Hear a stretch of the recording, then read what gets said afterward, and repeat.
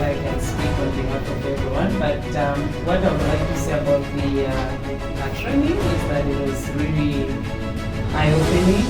We have learned a lot of things, and what we were even discussing was that even for me, who is not like hands-on on the PPP projects, I was able to grasp and I was able to learn and be able to articulate some of the things that we have learned.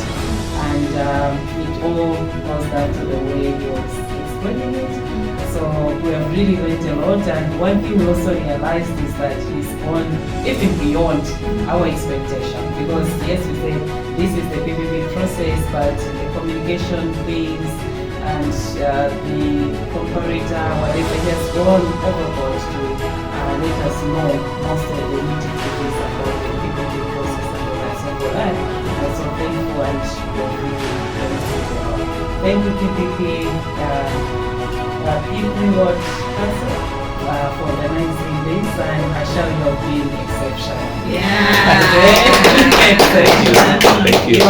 Thank you. You have treated us like kings and queens. I'm glad. We're so grateful. So thank you so much for that. Thank you so much.